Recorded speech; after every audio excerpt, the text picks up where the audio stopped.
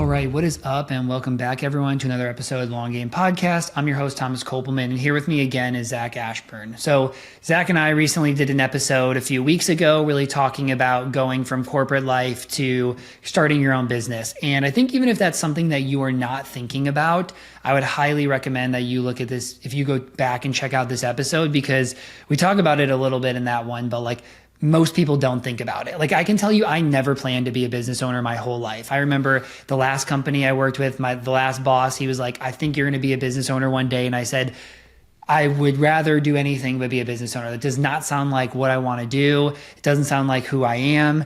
But in reality, I think there's the people who are like, I started a shoe selling business at 11 years old and I was hustling kids at school. But the vast majority of entrepreneurs literally were good at some job and they realized, I guess either they got pushed there, they were laid off, X, Y, and Z happened and they went and started their business. So I think it would still be a good episode to go back, to learn from, to look into. You can even help a friend on it. But today's episode is going to be a little bit different. I think one thing that's really cool about Zach and that he talks about a lot is kind of freedom, living your ideal life, what that ideal life looks like. I think you've made some life changes that kind of pushed you into that.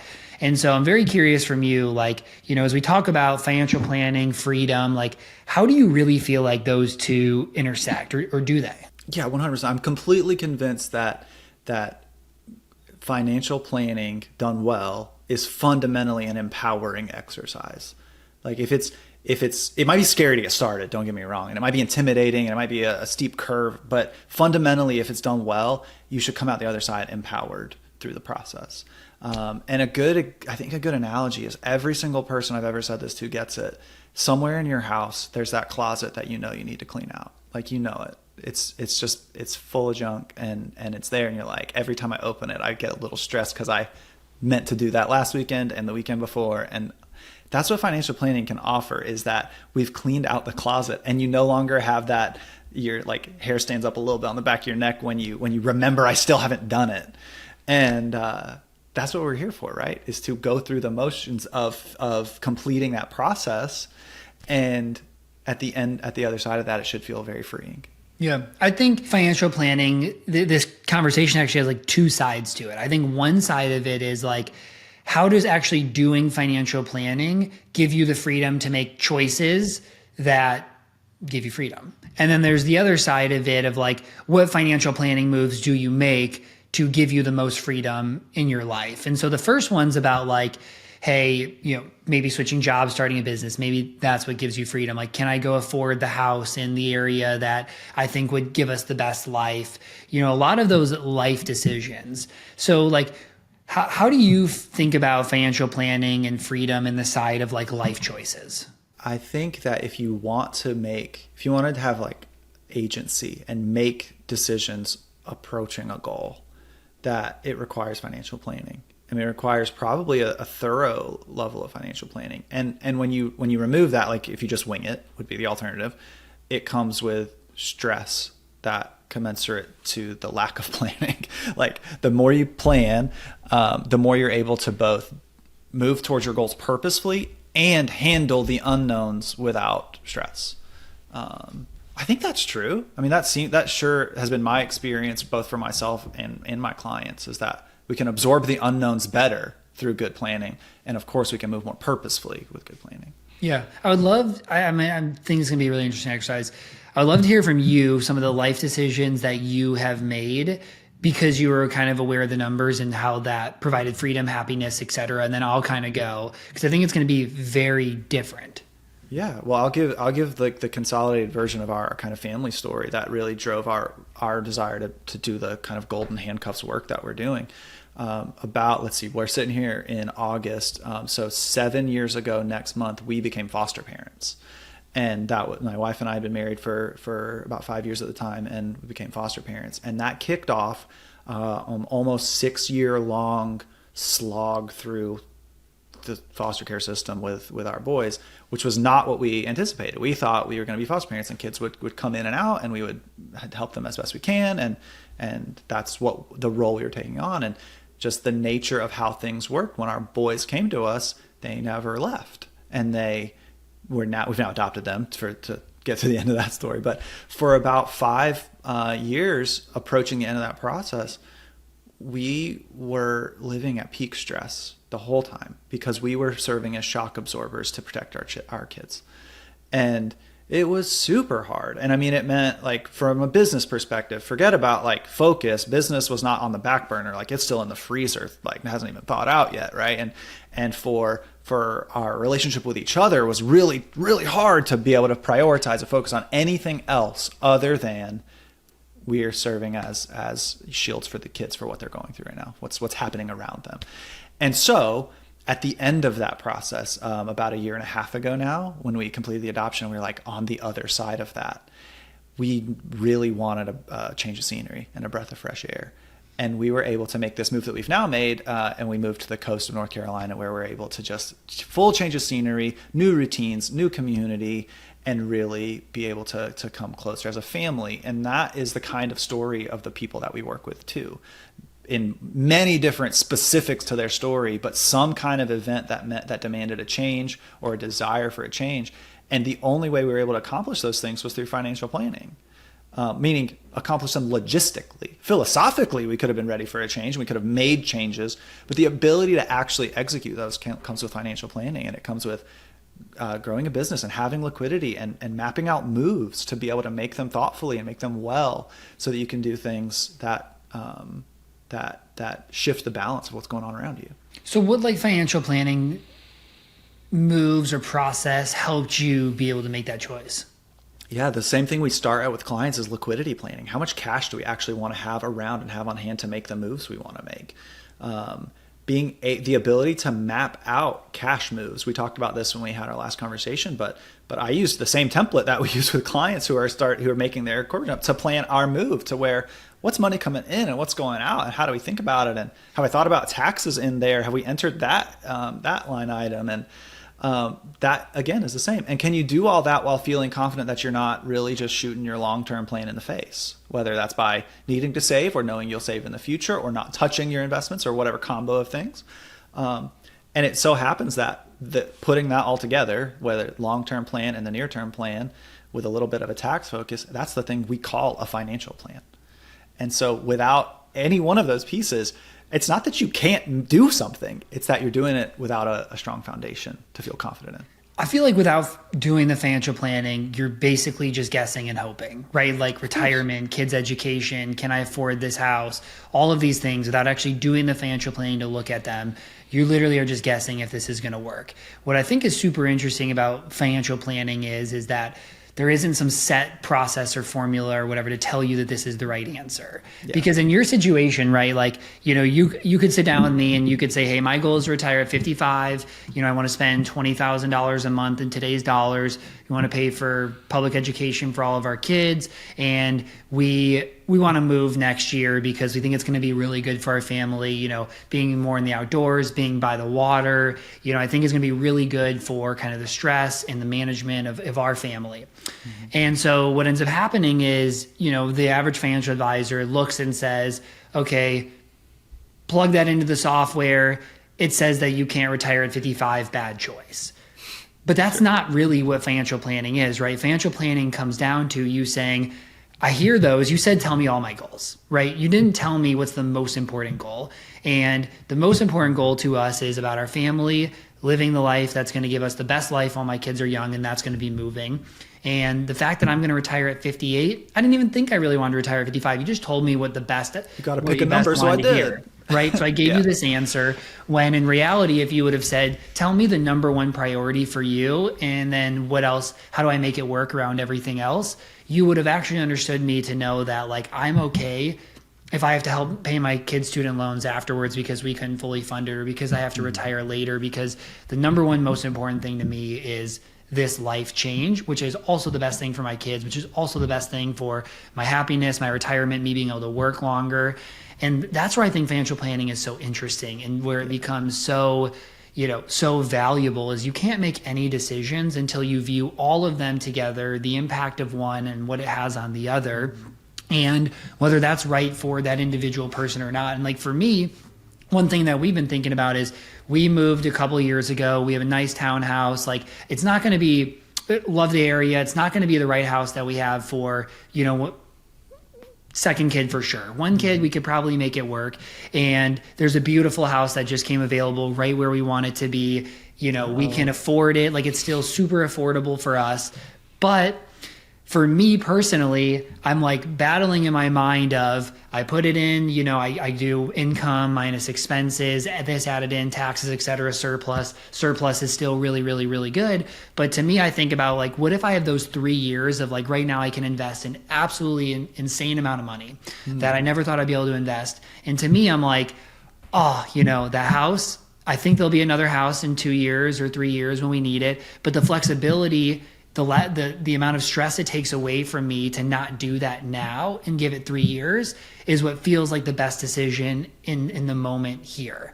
And somebody else in the exact same position of me would feel the exact opposite. They'd say, I'm not as worried about as large of investment rate. Like, I know we're going to be totally fine. And that would be the right decision for them. But I know we talked about this in the last episode of like fear as a business owner. What if it goes away? What if, as I have kids, I decide I actually don't want to have to work as much as I do now and I want to pull back? What is the optionality that gives me?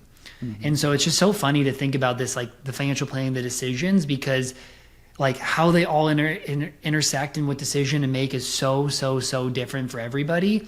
But most people don't even get to the point to make those decisions because they think about the next house and next year, and they don't even run a cash flow model. They don't even know if it's doable.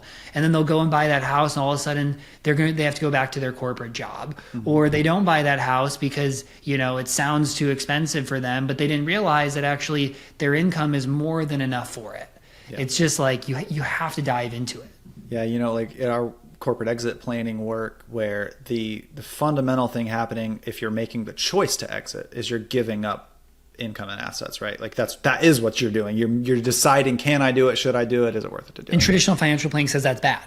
Well, it's like, hi, this number is smaller now, right? Yeah. Like there's no way around that for the most part, if that's the decision you're making. And I think a good way to think about financial planning, using that example, is financial planning may be completed, or your current process of planning may be completed if you feel free to not make the move. Like I now feel free to stay at my job, or I feel free to stay at the townhouse confidently and comfortably and feel happy with it. Because you take the options out of your head, right? Like, we actually looked options all the time. Yeah. That's like one of the hardest parts. You think about the new house, you think about the new car, you think about the new job, you think about X, Y, and Z, and you're always stuck in this like looking and thinking, and the amount of energy that takes away.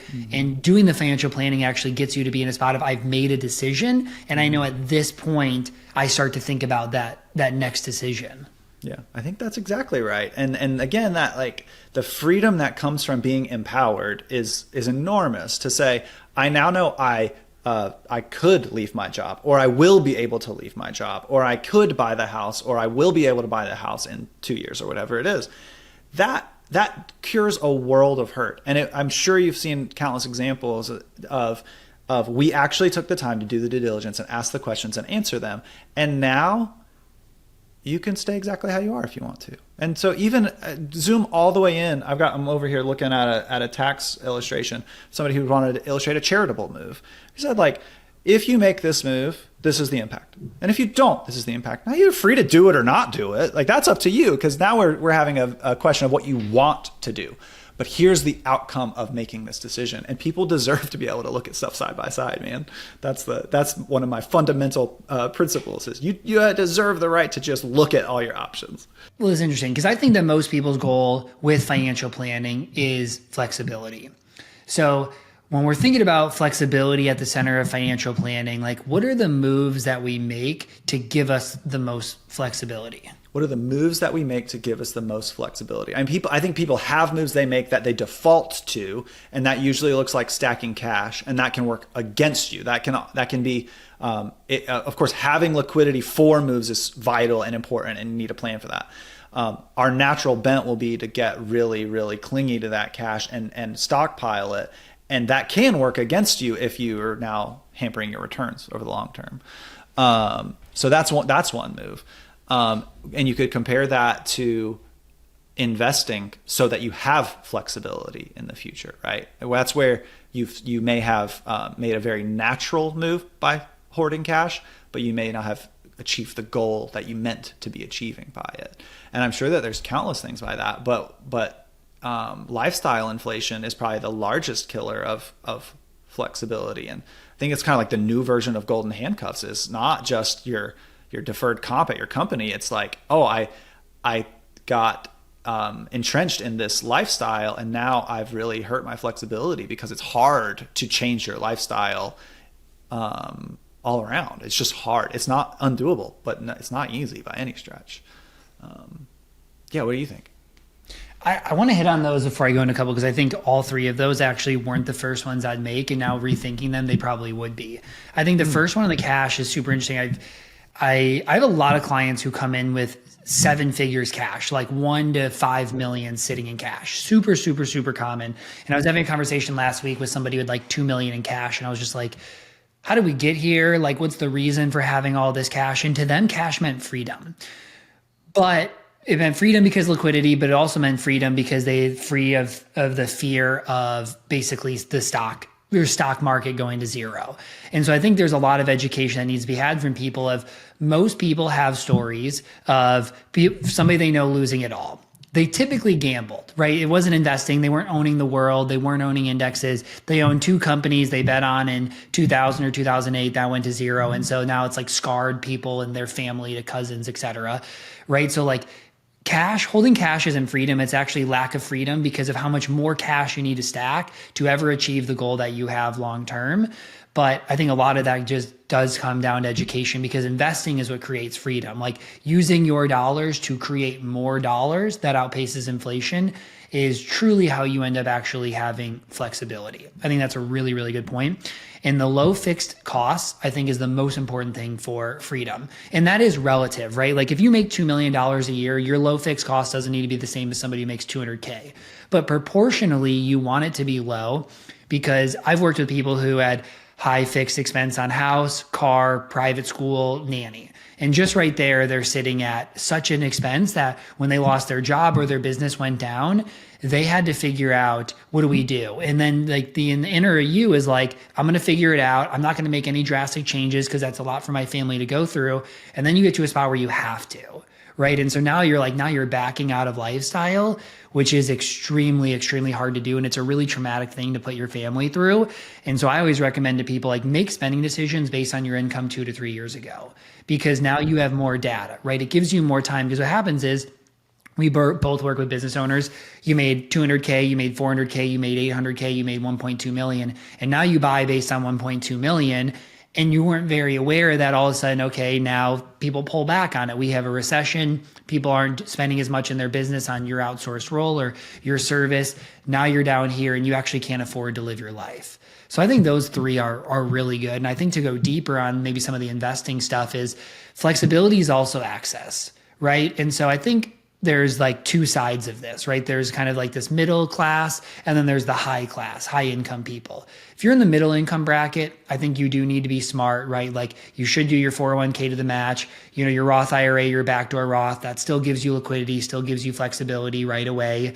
You still want to have an emergency fund, but maybe you don't max out all your retirement accounts so you can build taxable.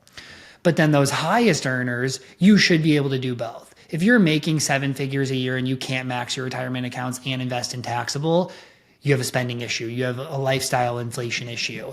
And so I think people just say, like, don't do anything to retirement accounts for flexibility. But like, if you have a 401k with a match and you have to take it all out, after income taxes and penalty, you're still going to be better off than taxable. If you put money in your Roth and you need those contributions back, you still have the accessibility.